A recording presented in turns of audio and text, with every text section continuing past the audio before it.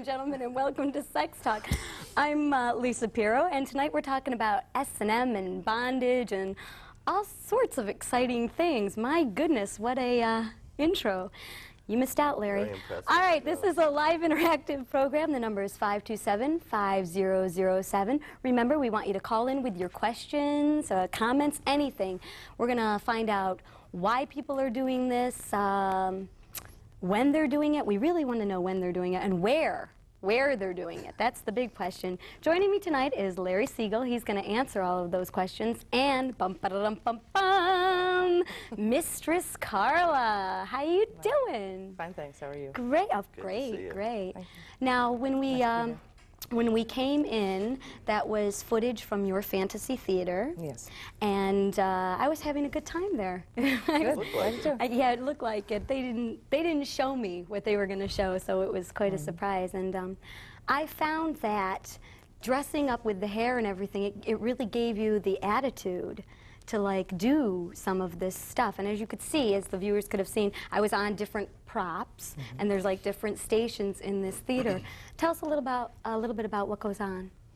Well, we call it fantasy theater. It's not set up as a theater, but the different props, like props used in a theater, different sets for different bondage scenes and fantasy scenes. We really term it as fantasy drama, which is the umbrella term for everything we do there. It's a non-sexual, entertaining activity for people into fantasy acting. Okay, and you guys supply the wigs or makeup if people want to wear that sort of stuff? Yes, we have costumes, makeup, wigs, and people can bring their own, dress there, or use some of our stuff. Okay. What is this look you've got going? This is really just my image. I have my own, style and gimmick, and this is it. Okay, are we going to a roll-in night? Is that correct? Yes, going to a roll-in. Let's see what's going to happen. Oh, boy. This is a fantasy theater, so we have many different sets here. Okay. We have certain props, some of which are like this. This is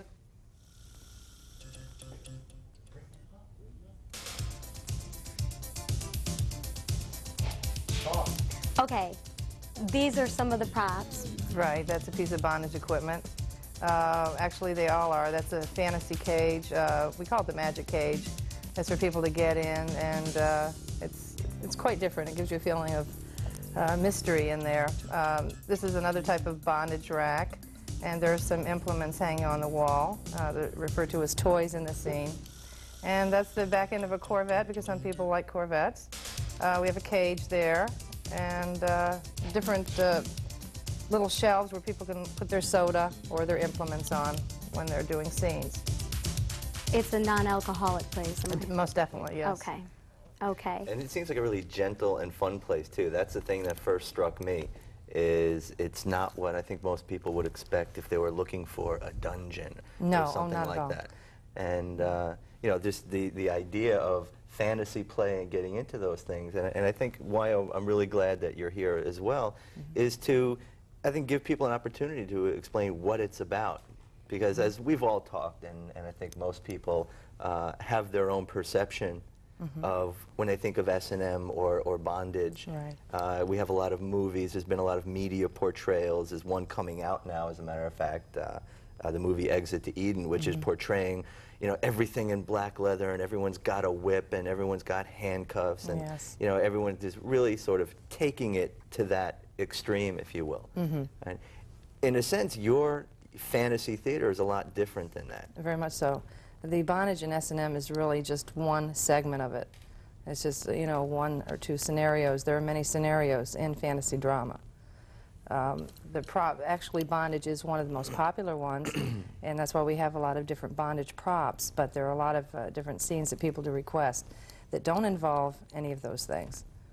And people just like to change personality and get into another character role for a given amount of time, put on a different costume like people do on Halloween, and be somebody different for a short amount of time. It's very mentally stress relieving. I got to do It's that. a lot of fun. I know. You didn't get to do you look that. Like you enjoyed I it was quite a bit, having too. a great time.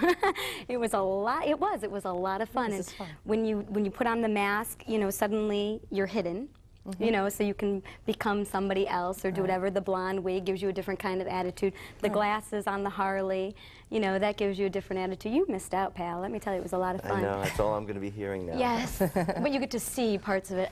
When we say bondage, there's many forms of bondage. Yours is more the milder, am I correct? Yes, the mild, moderate. So it wouldn't be like, you know, portrayed in the movies, as you were saying, people being, you can actually hear the crack of the whip. Stuff like that's not going on. Well, we do have whips that make, you know, noises for effect. But not against the skin. No, I mean, you know, the real loud noises, but it's just for, you know, for effect is what it is. All right. Any comments? Well, I mean, again, it's I think stressing the point that we constantly try to make through this show is that, you know, sex is fun, and there's all kinds of ways to have fun through not just sex, but fantasy. And as we separate the two, and we, you know, especially in your establishment, and again, let's take an opportunity to clear that up, that there is no sex whatsoever on the premises. No. Right? But I think it's also a good thing to point out that as people get into their fantasy play, it certainly helps when they go home later on. Surely. I mean, just like if you go to a sexy movie, just because the movie turns you on, it doesn't give you the right to make love in the movie theater. I mean, that is taboo. That is not, it's just there, the movie's there to turn you on, and you go home and you do what you want. Our place is a totally non-sexual fantasy studio, and if people get turned on, that's you know, that's great, but that's not what we're there for. And we do not allow it. It's not permitted. It's not legal. Well, and you we run allow a them totally to be legal establishment. Right. You allow them to be turned on. You just don't let them act that out. Well, we don't particularly turn them on. If the scenes turn them on, you know, just like a scene in a movie. If it turns you on, it turns you on. We can't be held responsible for that. True. But that's as far as it goes. Right. And you do get turned on. You do. I mean, and let me tell you, I was there. You weren't there. Peel you off one of the benches. They had to peel me off that motorcycle. It was unbelievable, but it's true. It is a turn on, and your senses become. You learn so much about yourself. You know, when the blindfold is on, suddenly you hear things.